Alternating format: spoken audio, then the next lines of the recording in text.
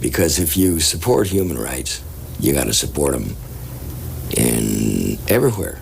I was trying to get him to do a benefit for Cesar Chavez and the farm workers. And the reaction was something like this. What? Who the hell's that? And I said, oh, he thought he didn't want to do that kind of stuff or something. And he didn't know what I was talking about. And I said, the farm workers, they're getting a pretty bum rap and they're getting a bum deal. And he said, oh, you mean the Mexicans? I said, yeah, the Mexicans. Oh, shit, yeah, I'll do it for the Mexicans. And that's where the level of political consciousness was at one stage. Well, I'm a migratory worker myself, and having had the experiences of the abuses and the exploitation and the dangers to the workers because of the environment, pesticides, and so forth, I decided to try and form a union where everybody had failed. You would get called from time to time by famous people and people in show business and so forth.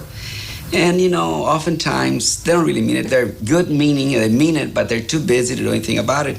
And so we thought Kris was just one of those. We treated him very nicely, but we didn't ever imagine that he was really deeply concerned about what was happening to us, to workers, and how we saw that our movement was a way to help. But in time, it began to show that it was for real. And pretty amazing. It's steadfast, I guess the word. The concern and the commitment, it's always there. We should be aware that we're supporting an organization that's like the KGB, If the CIA can overthrow more than 30 democratically elected governments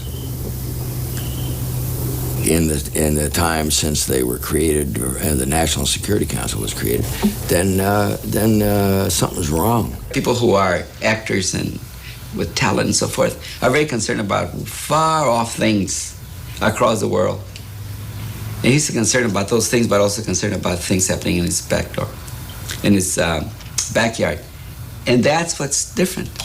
We have an extremely bad problem with the use of pesticides that are causing cancer in the children, birth defects, and now a new epidemic of babies being born with the brain not being formed completely, death to the workers by poisoning, instant death. 85% of the workforce has some kind of skin disease because of pesticides. Widespread psychological terror on the workers. If you say union, you get fired. If you wear a button, you get suspended. If you get seen talking to the wrong people in town, might be your job, and also your wife and your children. You may lose your house. They do that to keep them controlled. And I call it's terror. They have, to keep them getting wages, to keep them collecting all the wages sometimes, a whole unchecked system of sexual harassment on young women. If they want to keep their jobs, they have to go out with them, to live with them, they have to sleep with them, with the foremen, the labor contractors.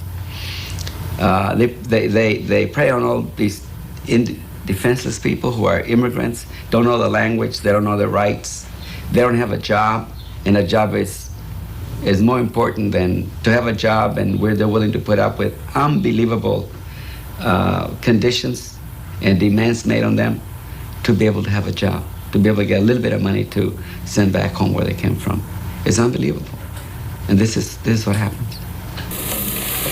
It's up to